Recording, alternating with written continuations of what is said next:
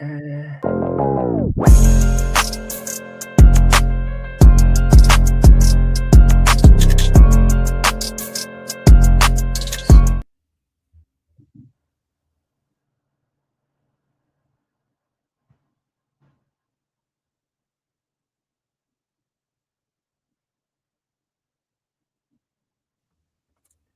so I guess my intro is being a little retarded today. I guess it's mad because I haven't been on here in a second. It worked on my I don't know end. what's really going. Yeah, well, I don't know why it's not working on mine. I'm in my landline, but hey, we'll work with. So, ladies and gentlemen, my name is Brian. This awesome person right here is my wonderful partner in crime, Barbara, and this is the Broken Chain podcast. I'd like to thank everybody for joining us after our hiatus for about what 30 days or so. Yeah, We yeah. it's been kind of a struggle, but we're making it through Life it. happens.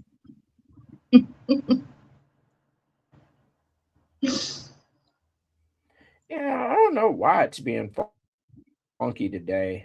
I guess we'll just work with what we got.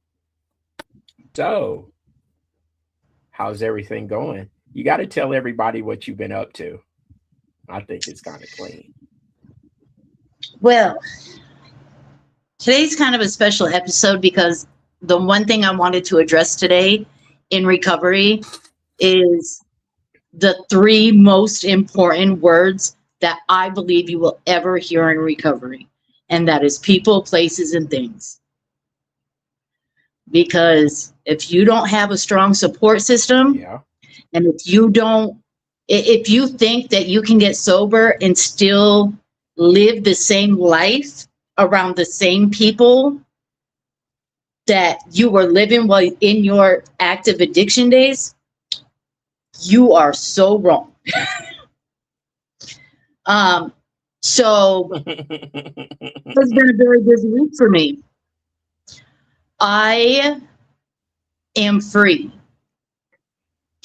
I have broken all chains. I got on a bus Monday, and boy, was it a bus ride.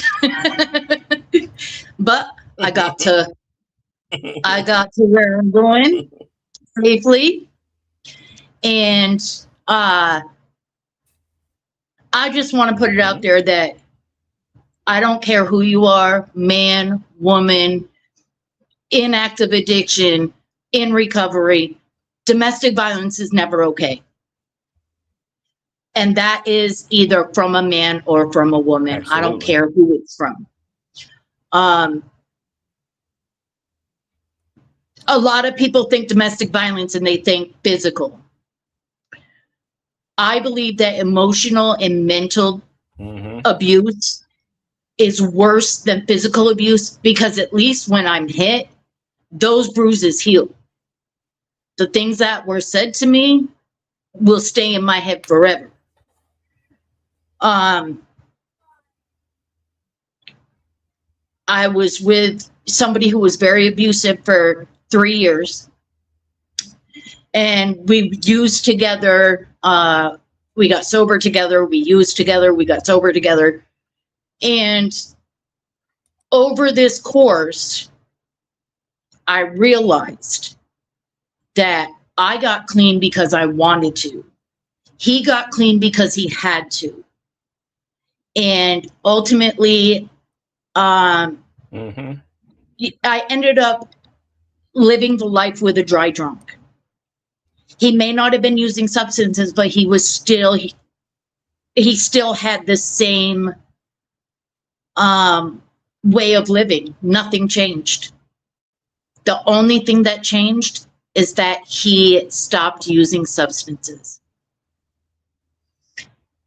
He wasn't working a program. He still thought that he had complete control over me, was still abusing me. And finally, I had enough is enough. And it was like an epiphany that I had. And I realized that I may have been sober off of substances, or I may have been clean off of substances, but I was not sober because I was still actively in my addiction to our codependent relationship. So I can honestly say that right now I am 100% sober. Yeah, that's what I like to hear. Because it's strange sometimes. Yeah. So, I tell people sometimes addiction doesn't always mean like using drugs or alcohol. Addiction could be a lifestyle, a way of thinking, or just sometimes a way of just existing. And I tell people, I'm a firm believer, yes, change your people, places, and things. But if you're not willing to change yourself, it doesn't matter where you go. I go to any state in the world and find a dope man. I can move to get a whole nother job, and you're still going to see certain people doing certain things. And, you can change your activities. But it's when you make that conscious decision that nobody can make you, nobody can shame you into it, nobody can force you. It has to be a self-made decision to change. And in doing so, changing yourself, changing your people, places, and things gives you a new atmosphere to where you can try to be, because life does what life wants to do. Absolutely. And It's if I never learned really been anything on this trip, about live life on life's terms. You get what I'm saying? yeah, if I learned anything on this trip, it was that no matter what, the devil is always there. I think we were having some real serious technical difficulties today. So let's try this again. Miss Barbara. Yes. Are you still there? I am still here. Okay, so I guess we're going in and out, but we're still going to do, because I'm not going to let the enemy destroy us trying to get to the root of some of these problems. So that's right. Now that you have changed your people, places, and things by also making the decision to do what's best for you to change, what's it been like since you've been down here? Like, what's the feeling you have? That now that you're in the state, it's scary. It's like for the first time, like walking out into the world, into the unknown, not knowing anybody, not not really sure who to talk to or if to talk to anybody, because I don't know them. I don't know if they're safe to talk to. I don't know if. So my next steps is to, because I already tried one route, and unfortunately, because I chose to be on the MAP program, I was denied services from the original route that I was going to take. So my next plan of action is either contacting a domestic violence shelter, and because I've never been on my own. Ever. I don't know the tools to be on my own. So I need to find either a DV shelter or a treatment center that is willing to take me, even though I have 5 months under my belt, to let me go through a program and then allow me to enter chem-free housing.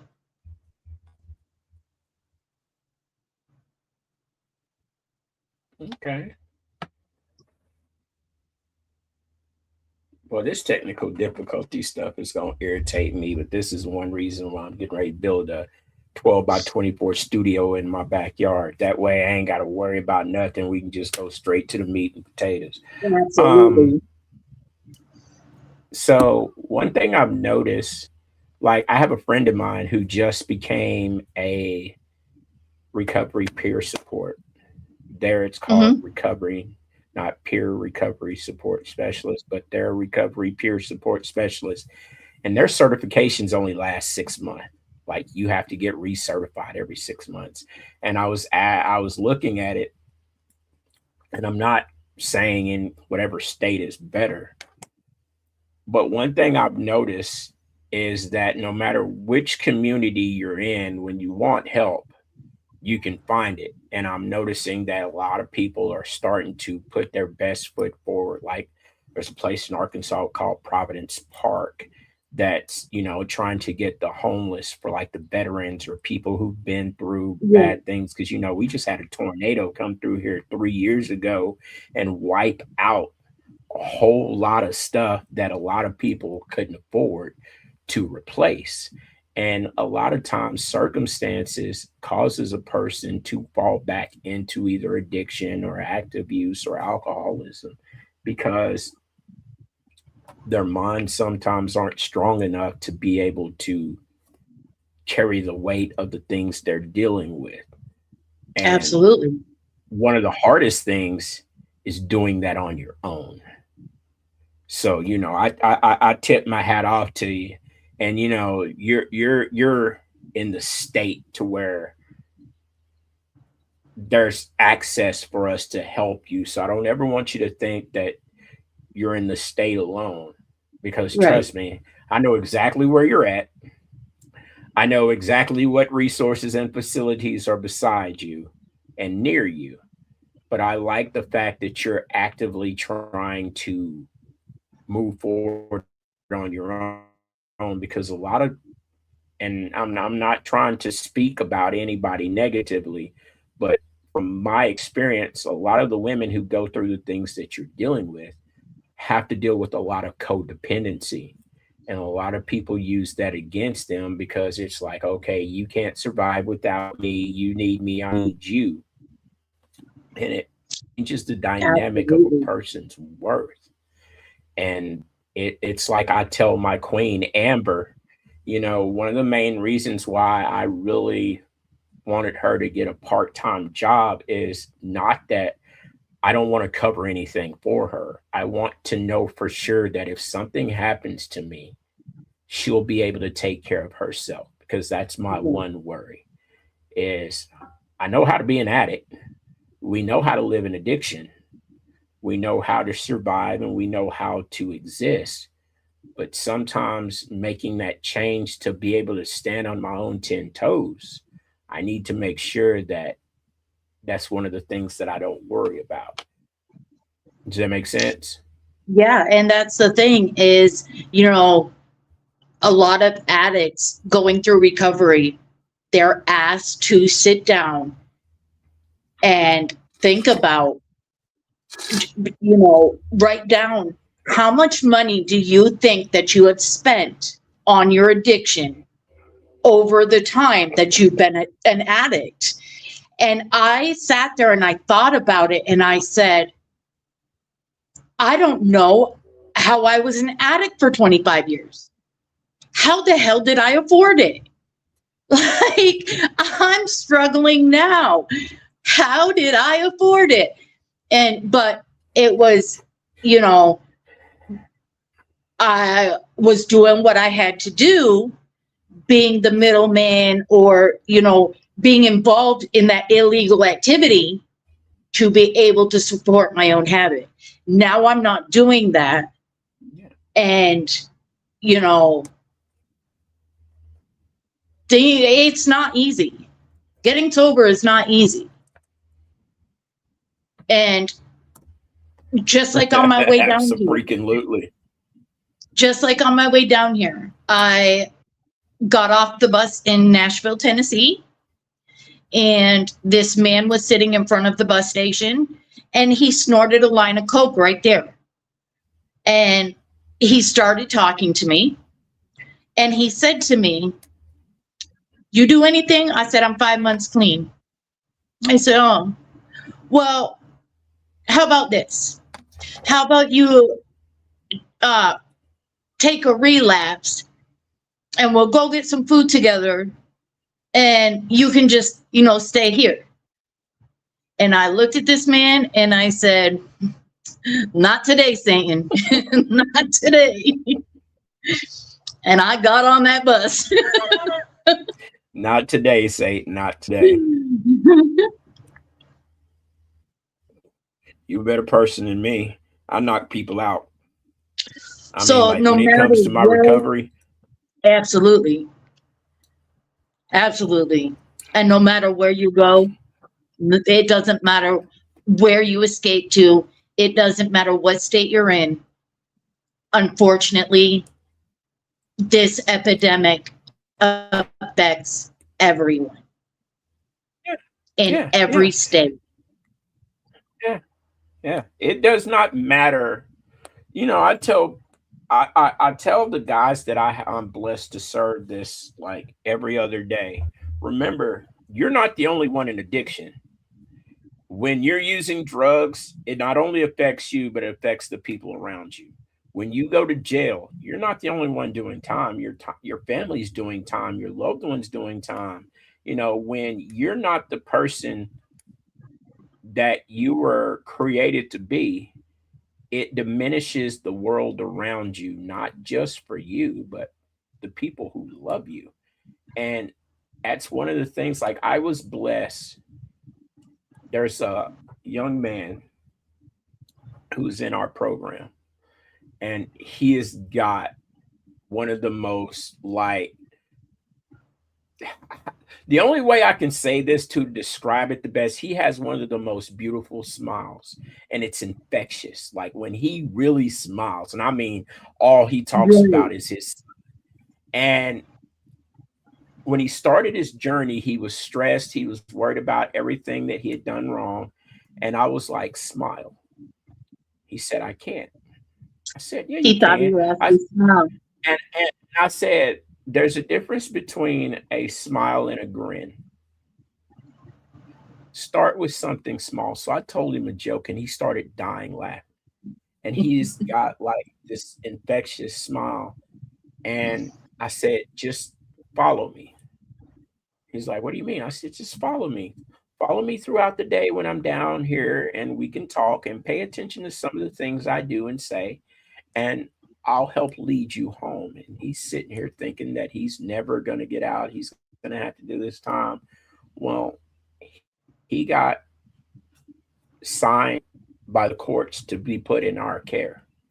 And so they told him to pack his stuff. He's sitting here like, "Am I in trouble?" I'm like, "No, you're leaving."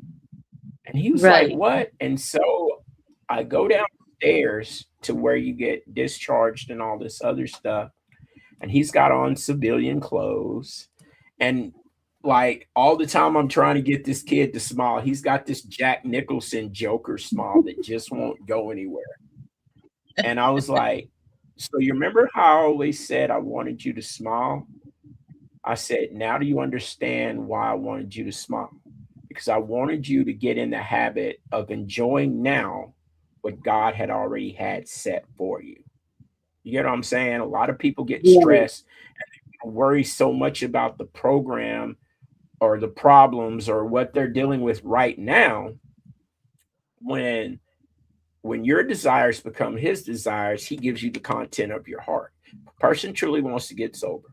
A person truly wants to be the person they were created to be, and they're willing to submit to something outside themselves. You'll start seeing it. And even when days get bad, you'll sit there and see me sitting in my office, or I'll sit there and I'll just be smiling. They were like, "What are you smiling at?" I said, "I've already read the end of the story. I know how it Right. ends." So you get what I'm saying? So I'm smiling now, not because of the circumstance I'm in, but I'm smiling because of the blessing that I already know is coming.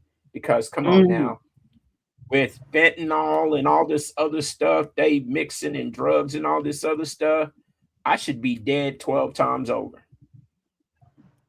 But Me here too. I am. Here I am, living the best life that I could possibly imagine. And it's amazing. Before you go any further, I would like to give a huge, huge shout out to all of the ladies and gentlemen in your um, program that graduated yesterday. Yeah. I watched that and I had tears rolling down my face. And I'm going to tell you why. This is the only program that I have seen graduates walk up to that podium and actually express everything that they have learned from a program that they took and Yeah. graduating from. Yeah. Yeah.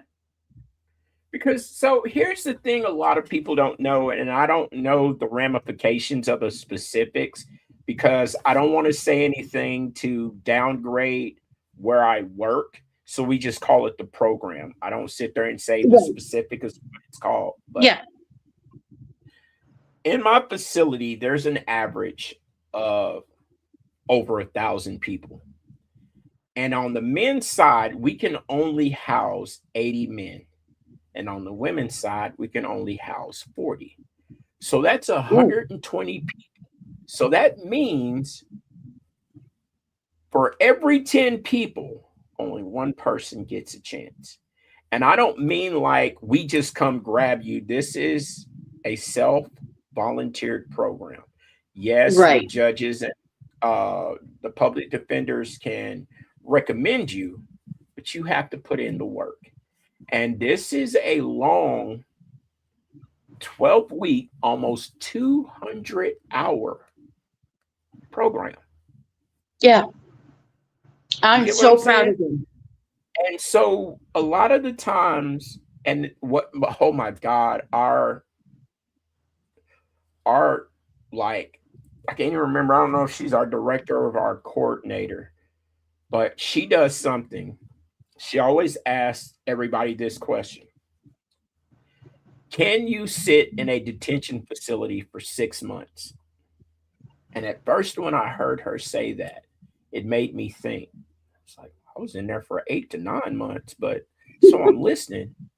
And she said, "Are you willing to sit, not bond out, and stay in this program for 6 months in order to get your life in order?" And a lot of people say yes, and a lot of people say, because I have to. And then the next question, she says, always ask, and I mean, like, I think she is more about the program than even I am. And I'm a graduate of the program.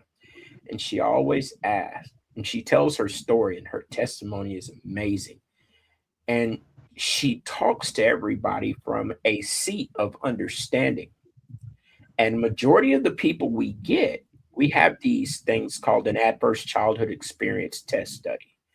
And it asks questions about, like, were you abused as a kid and all this other stuff. And the higher the number, the higher the percentage that either you have criminal addictive thinking, addiction, mental health, stuff like this. On average, the majority of the people have 6 to 7 or higher. Majority of the people have started they're in their 30s and 40s and still lifestyle at like 12 to 15. Yeah. And she sits there and she walks with them. This is what we do for women. We work with traumatic brain injury. We teach PTSD. We teach getting out, getting ahead while getting out, criminal addictive thinking classes, anger management. We have people that come in and volunteer. We teach yoga, we do mindfulness.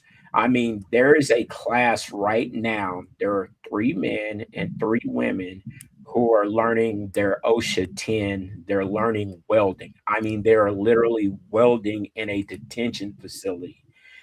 And I'm watching them slowly start piecing themselves together because, you know, I do my work with my career for the men, and then my partner in crime, Kristen, she does it for the women. And the one thing we've noticed is that we are starting to see a lot more people come in with pieces missing. Not that their life has been hard, but it's like so many things have happened to these people and they've been trying to keep the pieces together that some pieces have fallen off and become lost. So the person that they are supposed to be, it's hard to put back together. And I watch these women speak hope, life, dignity, respect, honor, and integrity into a lot of these women, to where I'm watching these women become queens. And I'll always sit there and I say, I'm proud of you, queen. Create your kingdom. And the guys are watching these women transform their lives. And these guys are like, I say this all the time. I love my guys, but women have it a lot harder because a lot of the times it's because lifestyle issues. It's easier for a man to go get this. It's easier for a man to acknowledge this, facilitate this, gain this, whatever, whatever. But a lot of women suffer from either domestic violence, a bad, messed up childhood, or someone destroying and stealing the pieces of their identity. And then I'm watching these women because those speeches, oh my God, them speeches the women gave at that graduation, nothing short but spectacular. I've seen some Yeah. of these ladies when they came through the door 6 months ago, and I'm looking at them now and I'm like, Not you even the look same like person. somebody I know. But you don't carry yourself like that young lady did. You're not whining about what you don't have, what you want to do instead of what you don't want to do. And one young lady said the best thing I ever did was when Kristen told me I just need to sit my butt down. And she sat down, and like a week later, I seen her again, and she had this bright look on her face. And I was like, "What happened to you?" She said, "Peace." She's like, "I found peace and serenity in a detention facility because I didn't have to do this for some man. I didn't have to be in fear. I'm surrounded by other women who are trying to build their lives up, and we are helping each other become queens." And I was just like, man, I was like, you guys need to step y'all's game up because the women are killing it. And it's so funny that I'm watching these guys and they're starting to get it. We had one guy whose daughter graduated this program, and she asked her dad to get in the program. And I talked to him, and I was like, the same thing that she gets, you get. You get one on ones. We have mental health, we have MAT program, we have exercise, we have yoga, we have, you know, relapse prevention. We even have literacy, and people can get their GED while they're in the program. And I'm just sitting here like watching these guys, light bulbs come on. And it's one of the most fascinating things because I see it coming. I see the little current going because at one point in time back in 2020, I was the same individual sitting in those seats going through the same program. Yeah. And watching these light bulbs come on. And it was like when I talked to you when you first got in and you were stressed about everything, what did I say? I said, smile. Because you can smile now because you already know the blessing is coming. You're doing the things you're supposed to. You're working your program. You're putting your personal recovery first, and you're doing the things necessary in order to be successful, not only in your life, but in what has been already ordained for you. That's why you get a lot of my respect, because you're having to do it on your own. And I'm proud of you. I'm telling you what, you know that show 60 Days In? Yeah. I would volunteer for that program here if I could take your program. Absolutely. And here's the cool thing about it. It's like you're in a detention facility, and every morning at 6:30, everybody gets woken up. And then at 6:45, 6:50, everybody circles up. And they always start it with their little prayers. And then they got one thing that they do that we have always done. They'll go reach for the positive, shake off the negative. Reach for the positive, shake off the negative. Because that's how we have to remind ourselves it's easy to attach negativity to us, especially if I make things personal. But if I can learn to put to the wayside and start reaching for the things that are positive. This guy's been sober for a year, and he has a really nice job. He has his own place. I want what he got. Show me how to get there. And then I'm reaching for it. I'm reaching for it. And then when they want it bad enough, they'll start doing the things required in order to get it, to where you get to see the graduation. And we had 11 guys and 6 women graduate a program that no other place in the state has. Right. And I check.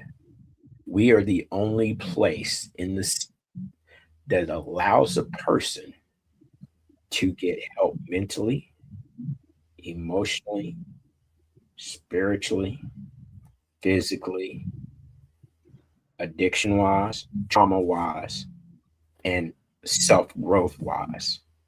And you don't have to pay for nothing. That is incredible. What's that like? What's that like? And I mean, like, and we have like 60 volunteers that don't get paid that come up there every week without fail. We have some people that's been volunteering there since I was in the program. And that was like 6 years ago. And I'm sitting here watching these people. We have some people who've never been incarcerated but lost somebody to addiction. We have people who used to be in addiction and now they're living the life that they were created to.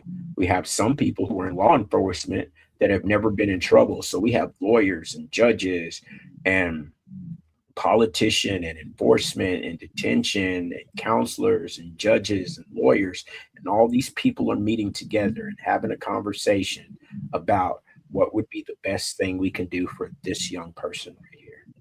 How can we help this individual right here not just change their life, but learn how to live life to the best of their ability without a substance? What can we do to give a person another chance? When that young man was up there and said yesterday that, trust me, I'm going to be back, but I'm not going to be back on this front. I'm going to be walking through the front door. He said that, and I felt that. I believe him. I believe him. Yeah. Because when I gave my speech when I graduated, I said the exact same thing. And the one that, oh my God, that one, he said, and I have been using it all day. If you don't see it, when you see it, You're just not seeing it. And I'm sitting here like, and I was like, where'd you come up with that? And he was like, man, bro, a lot of the things you've been saying, I have to remind myself, this man is giving me gold. He says, Brian, when you speak with an anointing that it just makes people listen. And I was like, what do you mean? He said, when you said this, man, you said this, you remember that? I'm like, I'm Holy Spirit activated. Majority of the time when I'm speaking, I allow the Holy Spirit to move in and speak Absolutely. what needs to be heard.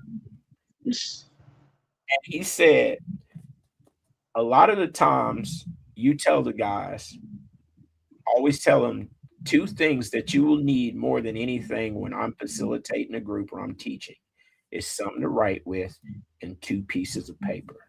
Because I guarantee you're going to learn something. And there's this guy, he's been there like 4.5 months. And every other week or so, he's like, I'm gonna need some more paper. Like I've given him like this much of loose leaf paper. I know I have. And I'm sitting there and he's got a binder filled with notes from groups. And I'll ask him, what was the one thing that you learned today that you that you believe will inspire you to do better tomorrow? He said, you'll never see a U-Haul behind a hearse. So I'm trying to do everything I can right now to do what's necessary because it's not about what I have. It's about what I leave behind. I was like, okay, I like that. Then I asked another guy, was like, what's one thing you've learned today? He said, my personal recovery has to come first. He said, it's God and then my recovery.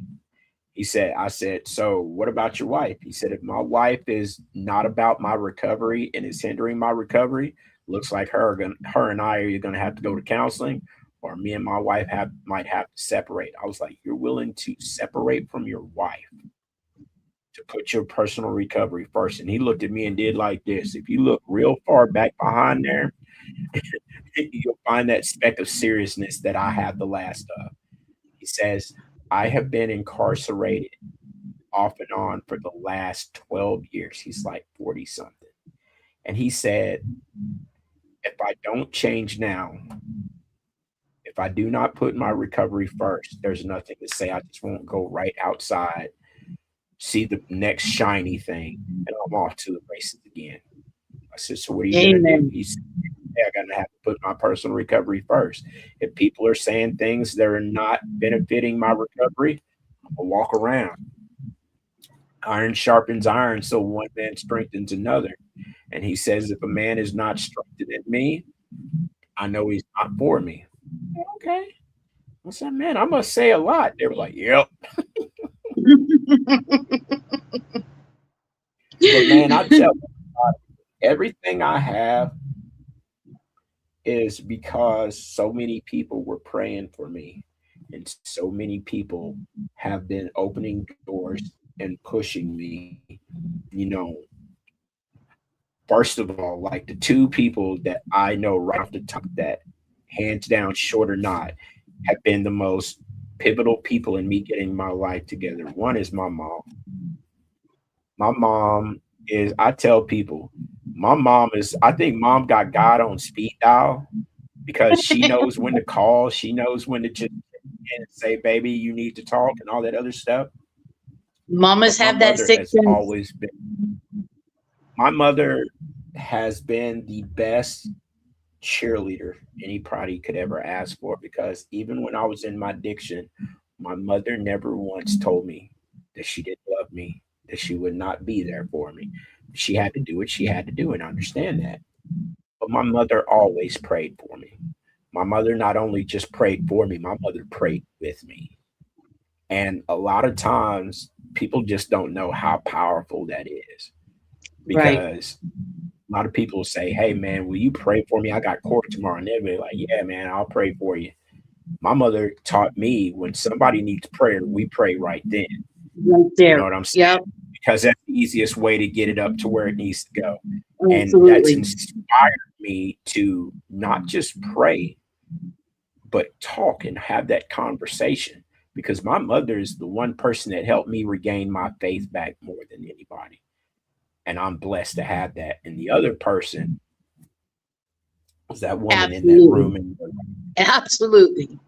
that woman in that room right there. Look, I tell people, I'm the GOAT when it comes to being Brian.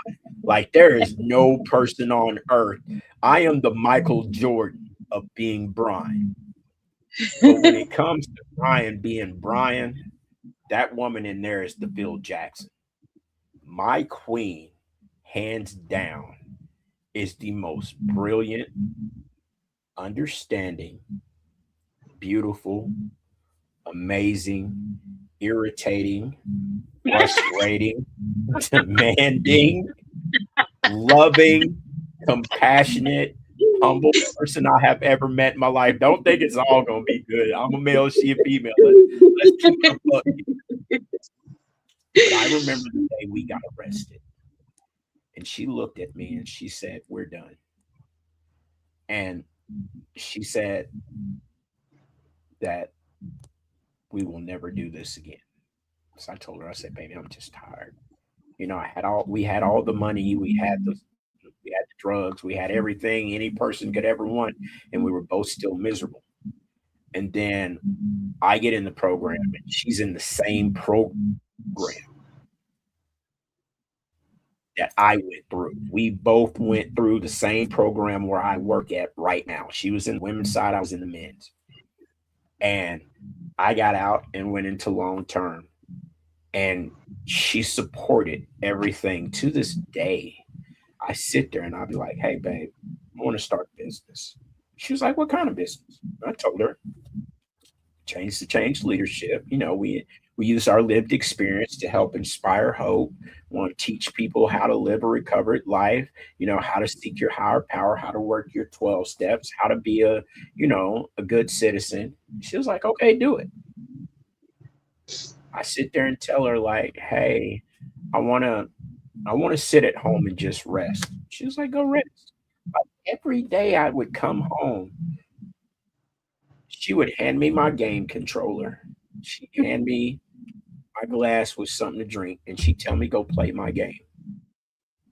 And she didn't fuss. And sometimes she'd even come in there and she'd be on her phone and she'd have her legs across my lap.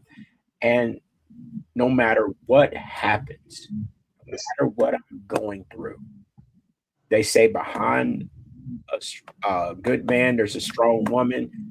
Amber has never walked behind. She has always walked beside me, because Amen. there's times to where I tell people I can do just about anything. But when it comes to running all of this,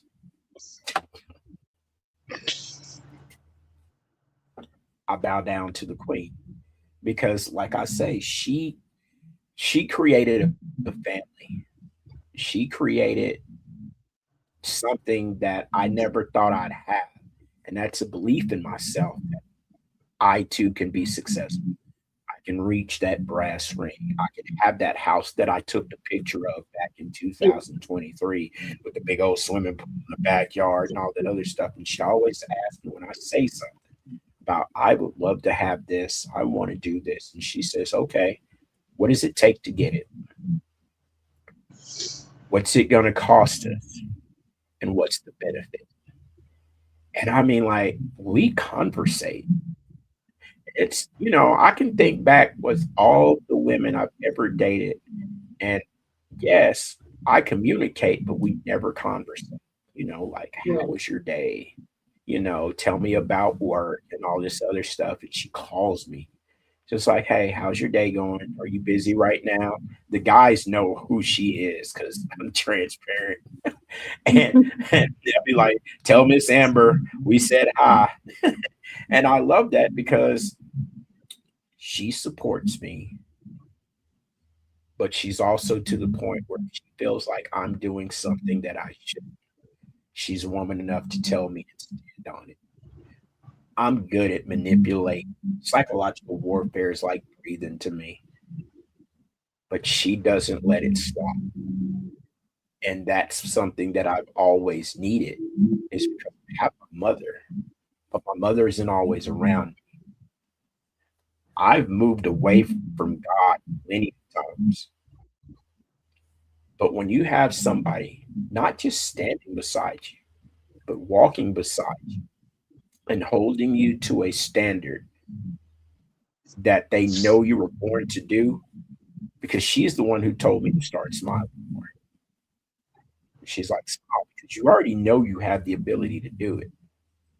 And that's how we live our lives. Now, don't get me wrong, the little 9-year old ankle biter up in there that sometimes on, and my Afro puff year old who's like, like, how do you have a kid that's not biologically yours, but literally is your exact clone? Because when they sit there and say, hey, you remember how bad you were?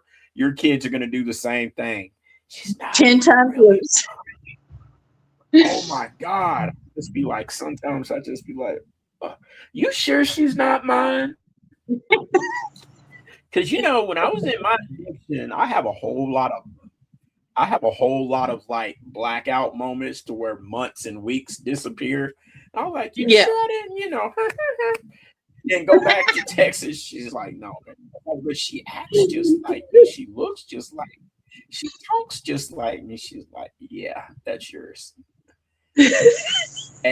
But I love this. The one thing I've always said is I always wanted to be the person I imagined my dad to be when I was younger. I want to be a man that everybody not just respects, but acknowledges. Like, I know Brian. Brian's a good dude. He may have made a couple of mistakes in his life, but he's doing the best he can. I'll stand 10 toes down with Brian. I got respect for Brian, like listening to Brian. I'm held in high regard. I want a family to where I can sit there and inspire my kids to be the best versions of themselves they can be. If they want to be like me, that's fine. I'm cool with that. But I set like her society says you're supposed to be, job, how white picket fence, husband, wife, kids, PTA meetings, and all that other stuff. That's cool. Pay your taxes. I have to be up here. It's not that I'm trying to be better than anyone else. It's that I know what it's like being down here. And I don't ever want my kids to be down here. So I push them to be up here because when my kids surpass me, which they will, when my kids surpass me, I never have to worry about my grandkids or my great grandkids being down here because I know what rock bottom feels like. You know what I mean? People say you hit rock bottom, there's no place to go but up. Let me tell you, that's a lie.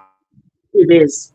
Because I've lived at rock bottom. I've made it. I got a PhD in rock bottom because I know how to move to the side. I can hammer dance from left to right. I know how to dig a deeper hole. But one thing that woman has inspired me to do is to not settle. You get what I'm saying? She constantly asks me, is this good enough? Not really. All right, cool. What can we do to make it better? So it's like people, like I told everybody, I start back college this fall because I want to get my bachelor's and then my master's in psychology and stuff like that. And some people are like, man, that's 4 years, man. That's hard work. Try being in recovery for 6 years.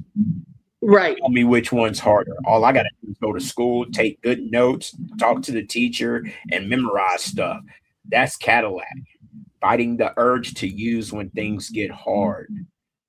Not letting stress and emotions overpower me to where I want to use. Having enough humility to ask for help. Come on.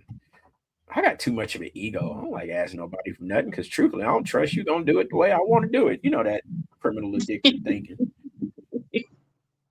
You know what I mean? I know what you mean. But there has to be a time in our lives to where we have to make a stand.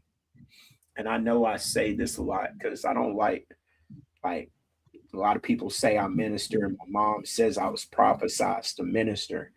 And I don't know. All I know is people ask me, "What's your religion?" And I say, "I love God. God loves me. I'm a joint heir with the Most High." But one thing that I've done is that when I walk in my purpose and I seek Him in all things, things start working better. I have a wonderful life. And this is just the start because there's this one thing that Steve Harvey did, and I watch it all the time. It says, "You have not because you ask not." And a lot of people just ask, "Can I stop using drugs?" And they'll stop using drugs for a second, but then they go right back to it. I want the life that I was created to have. I want to be a success because I want to be the best version of Brian that I could ever be. Because I tell Right. everybody, I don't care how much money you got, how much of an education you got, how hard you hustle, how hard you work, you will never outwork me, outthink me, outdo me, outhustle me, outthink me at me being me. Y'all ain't built to run this race. Y'all can't do this. Right. Nobody can but me.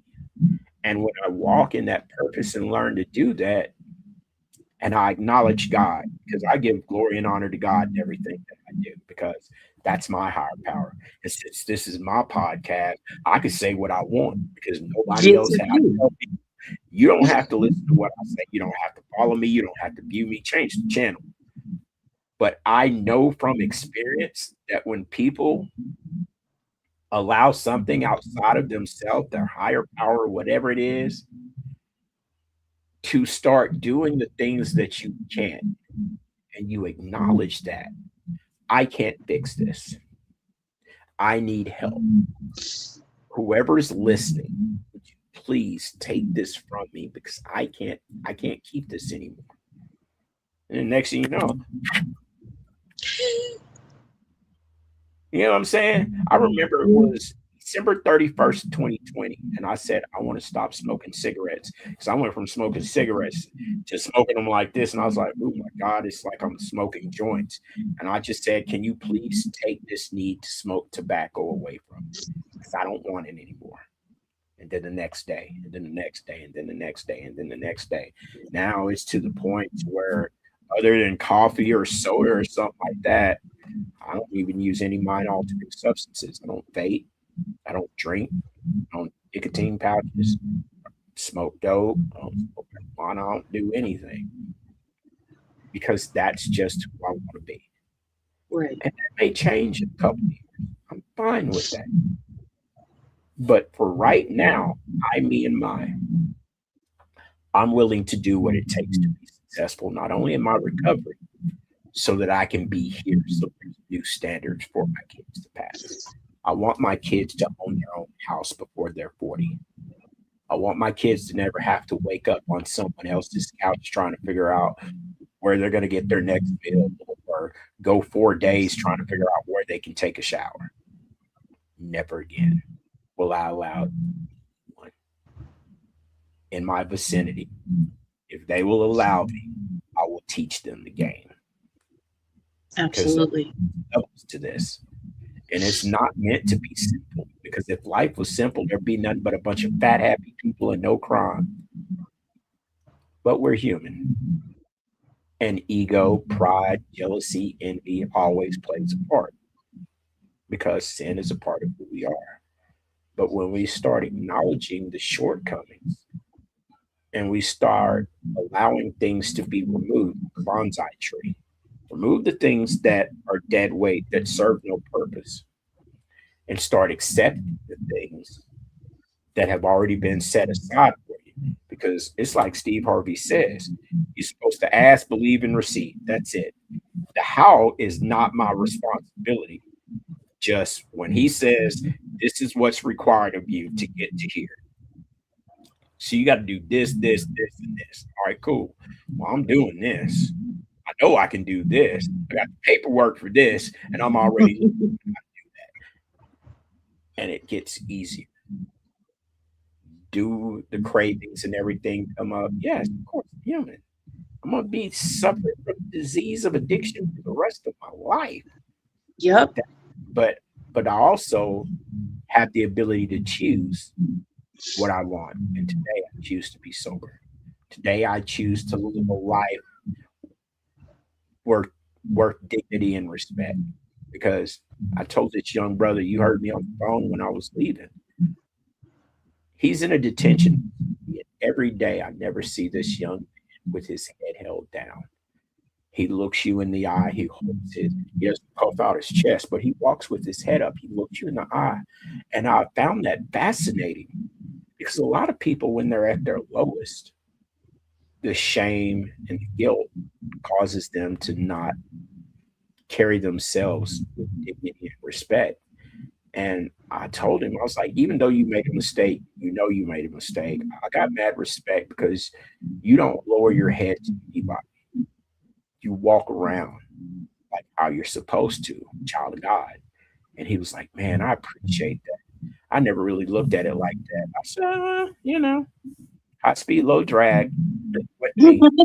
Spirit speaking through me because I think you didn't hear it. But hey, but it's those moments like that one. The moment like when you made it to where you were trying to get to, when the people graduated and listening to the speeches.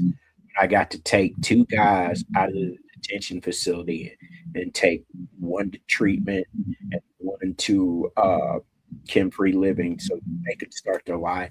And at one point when they first got there, look of fear, loss, like everything was so overwhelming.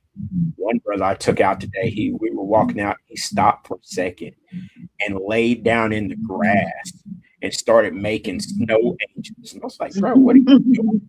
He said, man, it's small things. I was like, but it's not snowing. He said, but I can feel the grass. Right. And he says, I am no longer going to allow the things that are beneficial, the joys, the cool moments, and all this other stuff to fall to the wayside because I allow something else to dictate the mode of my life. He said, I have to start focusing on what's important. I said, what's important? He said, my personal recovery. Everything else can come second. He said, because I know that I'm following you. And I was like, why are you following me? He said, because I know you're following a guy that's following another guy that's following another guy that's following Christ. It's like, okay, then, so you know the destination. He's like, and I'm sitting here remembering when somebody once told me that, because somebody once told them that.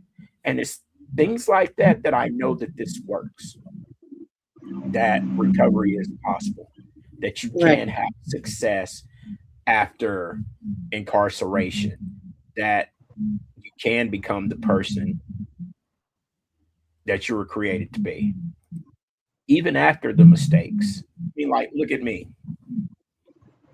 Almost 30 years to the date of on and off addiction. Like, I can honestly say I have never went a year since I was 12 or 13 years old, ever went a year without smoking, doing drugs, or drinking up until September 26, 2020. Because I never felt the need to. Because it was easier to numb it. It was easier to make excuses. It was easier to survive and exist instead of thriving and pursuing something worthwhile. Now, it's become so easy. It's like putting the shoes on. Like, one of my favorite things to do now is I'm learning how to say no in different languages. So when people ask me short bus questions, I give them helmet wearing answers. I'm starting to learn no in all different types of languages. Hey, B, let's go shoot some pool. Yeah. Nope. 9.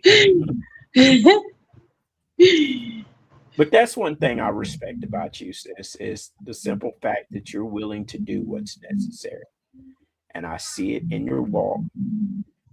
I love how transparent you are on your Facebook page and all that other stuff. And it's amazing. I'm so proud of you. I'm so Thank you. proud of you.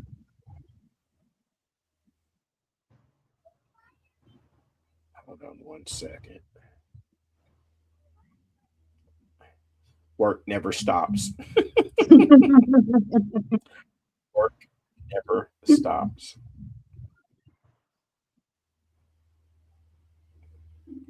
So now that you're away, what's the one thing you want to accomplish more than anything other than staying sober? Um,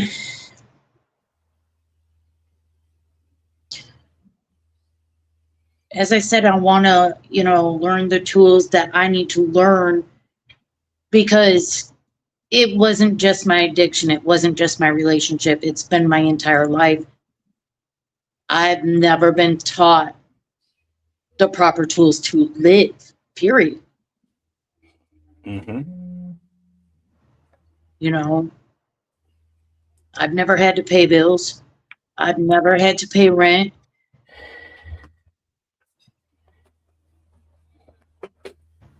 Oh yeah. But there's this thing called accomplishment when you do.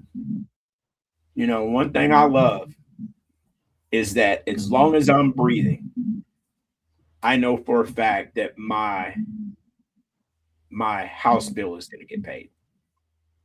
As long as I'm breathing, military is going to give me my check. And Right. before I even see that check, I have it written out to where this goes toward the house, every Right. inch of it, whether it's because I have my house payment, my escrow, my property tax, and my insurance come out at the first of the month regardless.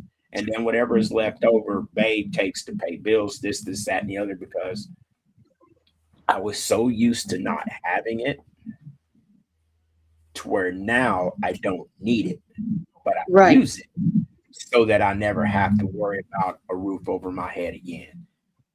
You get what I'm saying? Because that's paying a bill. And it's to a point now where I've got it accumulated to where I know my bills are going to get paid. And Right. technically, I'm not the one paying them. Babe gets online and, pays the bill. So she pays the bill with my money. You know what I mean? but it's that sense of knowing that I Yeah. can. And for a minute, you got to understand, from 2016 to 2022, 6 years, I was homeless, pretty much unemployed. So working was like, I can hustle, but just sitting at a desk, sending emails, making phone calls, and all that other stuff, I had enough experience because I was hustling.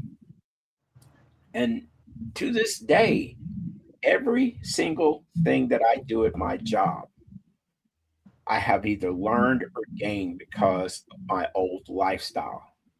I can speak to people about recovery because I know what it was like being in addiction.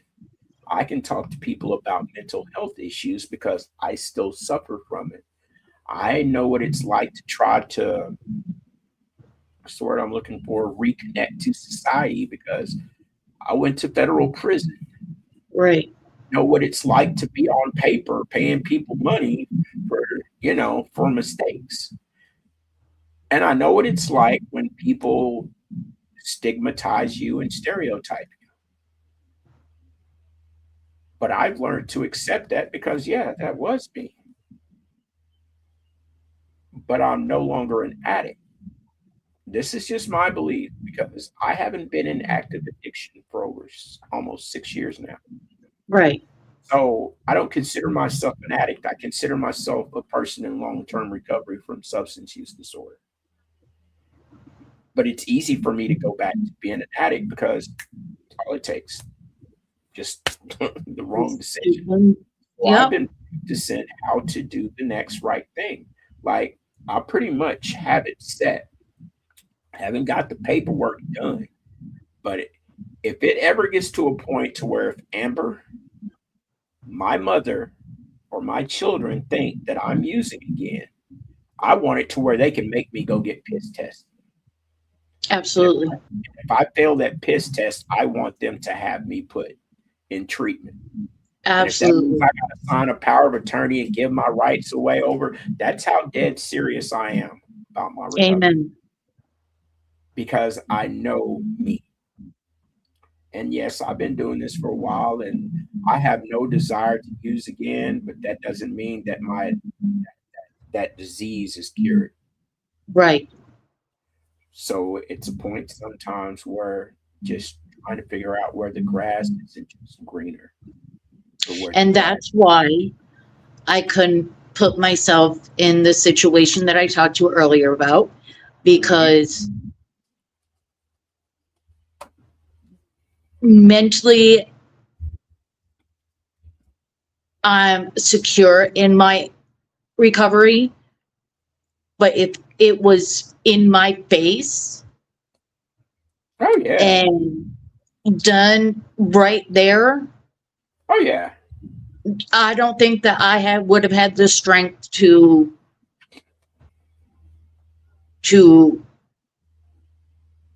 say no. Yeah.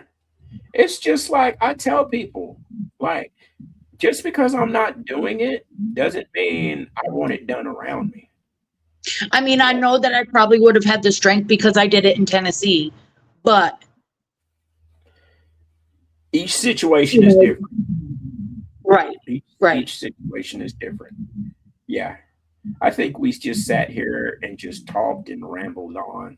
It's like we ain't been on here in a minute or something. I don't know what's really, No. but I'm really proud of you, and I Thank you. really don't think you understand. It's like Amber's like Barbara's in the state. Like, yeah, huh? Like, yeah, her and Biddy got it situated. And she had talked to me, and I told her, my advice on it, and she made the decision.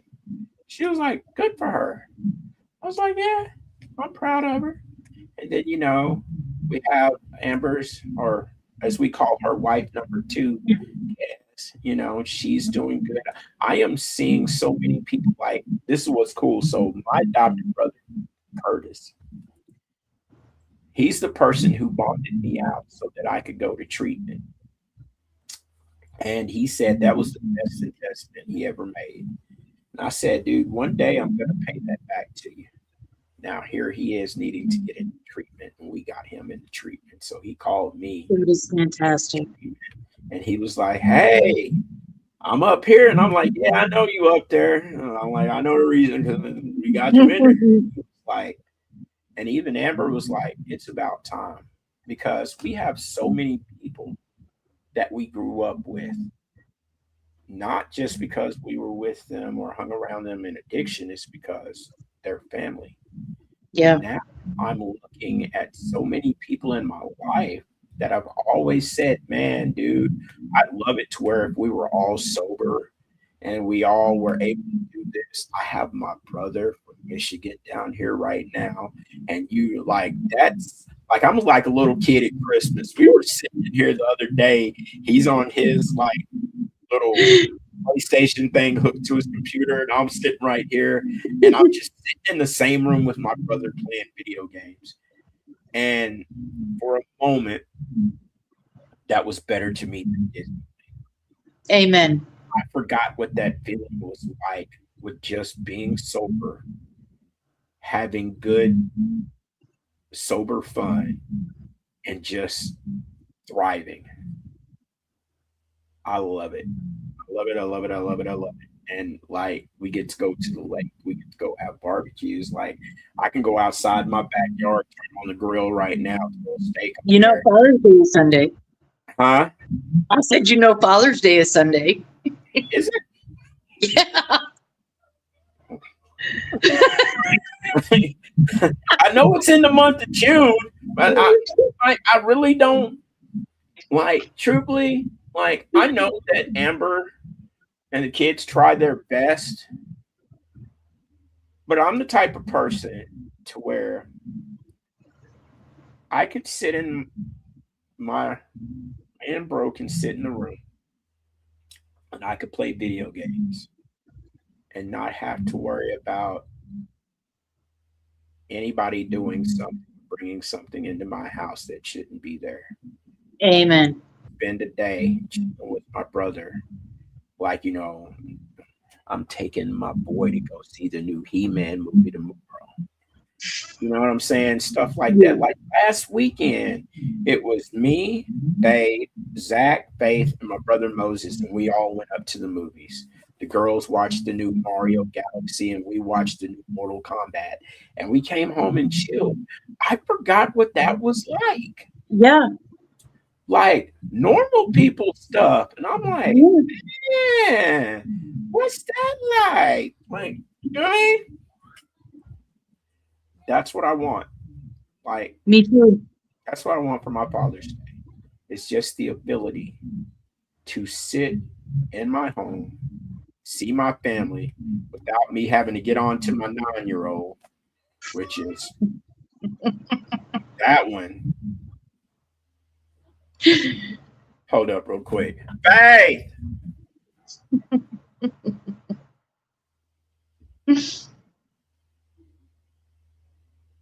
Let's see if she hears me. Faith! She hear you. She's ignoring you. I said Faith.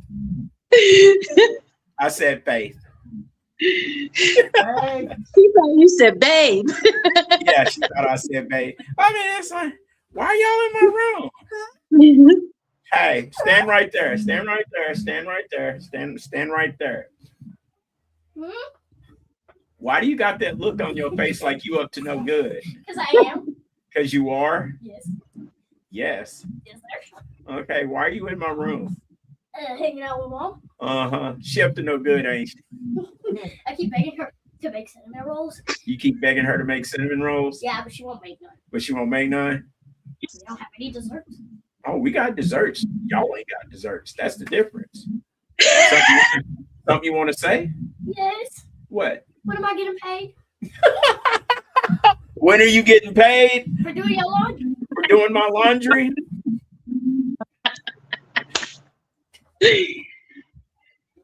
If I swear I wish you were dressed and didn't have that thing on your head and you look presentable, because I'd sure have you come on here right now. Because girl, you a hot mess. I love you. No.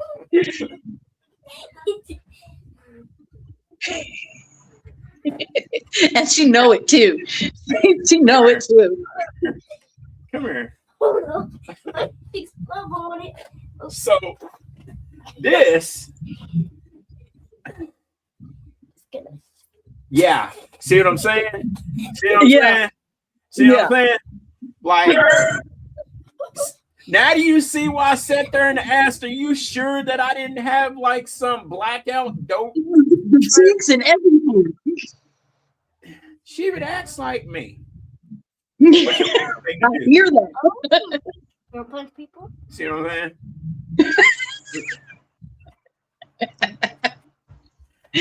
That is definitely your little mini me. Oh, look. Even her little sayings. Like,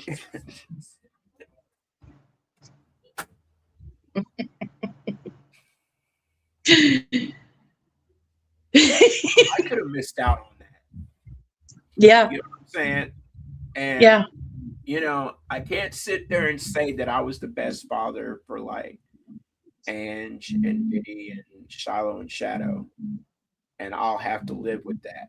But the one thing I will make sure is that that little ragamuffin right there knows that I love her every fiber of my being. I would never allow anything to take over or become more important than her other than God. And you know what?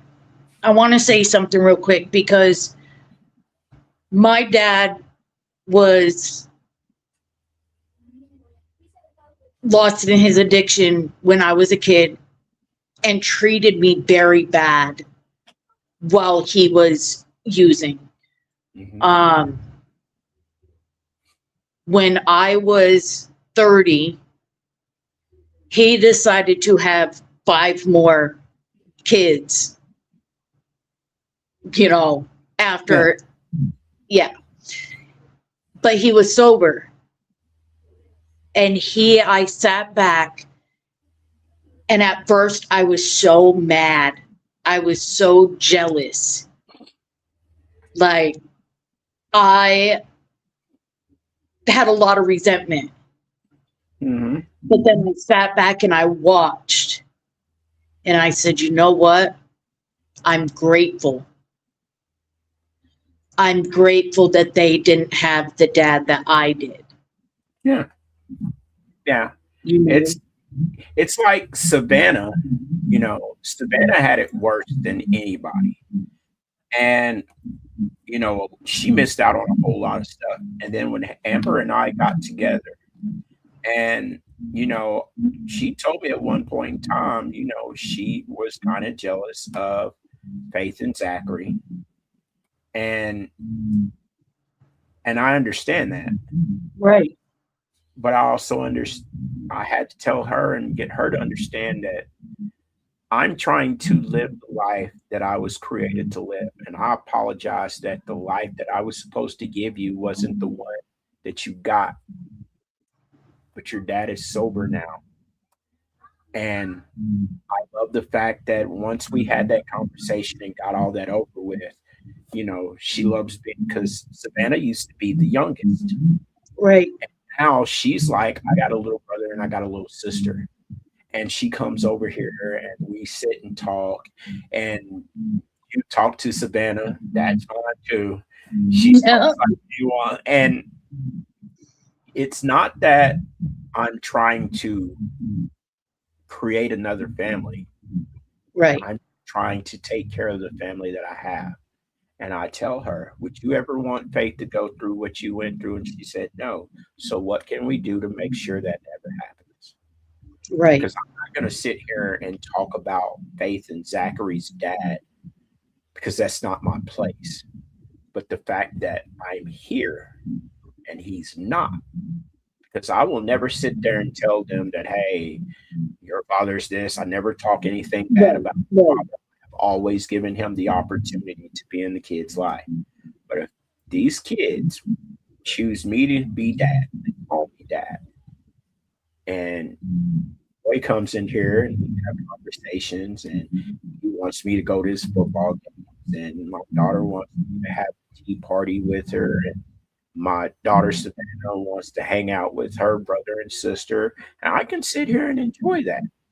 Right. So when they're all in the living room, and I'm sitting in here sometimes because my PTSD, I can't be around a whole lot of movement people. Yeah. It's weird because I can be at a detention facility with 70 something people, with 30 of them with charges pending, and I'm calm. It's like combat. But that's your safe zone right there. You get my saying? Like, people say I'm weird. Like, you feel safe at a detention facility jail? I'm like, yeah, absolutely. I get it. That's easy. But it's like, and that's one thing that I'm going to have to learn too, is the PTSD is never going to go away, or at least it's not, I can only hope that it'll get better. But right now, every bang, every knock, every noise, I'm jumping. If housekeeping comes knocking at the door, I'm jumping out of my skin. Huh? Yeah, I'm almost done. Why are you whispering? Girl, look, Faith done already came in here and just what's up, homeboy? Come here. Now I got to show you this is my dude right here. Come here. Hello. Hell yeah. She said, hell yeah. Hold on, bro. So this one, that's my dude right there. was like, he needs to be on an episode of Kids Say the Darndest Things. Yeah, he does. He does. He does. Now it's gonna follow you all the way out. Hold on, let me see if I can get the camera to come back this way. Now it's, oh my God, my camera is being retarded right now.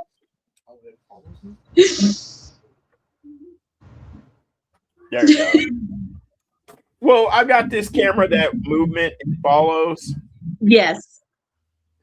But as that to me, that's the normalcy that I took for granted.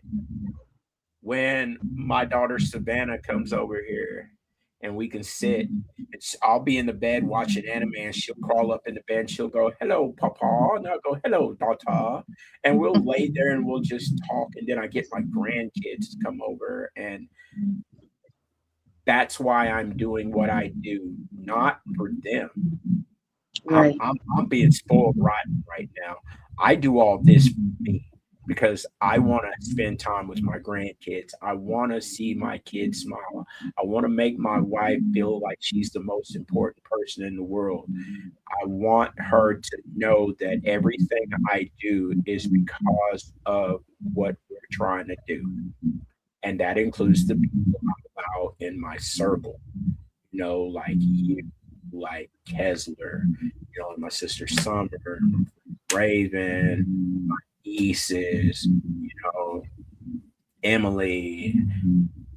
I just want everybody to, I love it when I have everybody, the kids are in the yard, we're sitting there cooking and we're able to just be a family. Yeah. Because when I was 5 or 6 years old, and I thought my dad was the person that I looked up to, and I didn't know him better. And Uncle Maurice was there, my aunts and everybody. When I say we had family reunions, we had family reunions. And those were the times that I felt like the world was so amazing. And that's what I'm trying to build. I'm not trying to build a perfect family. I'm not even trying to build a happy. I'm just trying to build a family so they have the opportunity to choose to be happy. And if that means that I have to stay sober, I'm going to stay sober so I can sit and watch it. And nobody, the person that I have to beat down every day I see in the mirror is going to cause me to fall short. It ain't happening. It ain't happening. Man, we just sat here and ran our mouths for an hour and 22 minutes. We're going to have to get some structure in our lives, sis, like real. Yes. I am so proud of you. I'm glad you're where you're at, and good things are coming. Because I think we need to get the Hot Mess Express on here too. Because I've already got it situated to where you can log on here and do your Hot Mess Express, and then I'll do mine. And then once I get this big old 12 by 24 studio built back, we can start inviting people there. So we ain't got to. And it's weird too, because you notice for the last like 30 minutes or so, this thing ain't lagged once. It's been like the last hour, 45 minutes, hour. Like, does it start out like a standard? It has to putt. Yeah. I love you, sis, and I am so proud of you. And thank you. I like to thank the 3 people that joined in. It may not seem like the 7 or 9 we had last time, but if one person can hear what we're talking about, that's all that matters. Is their life for the better, or it sparks that light bulb, or it just gives them the strength to make their life better, or tell somebody in their life they want better for them, then hey, we did our job. Absolutely. So, as always, sis, take us out. What do we say? Stay blessed, stay focused, stay sober, and stay unchained. All right, y'all. Y'all have a blessed night.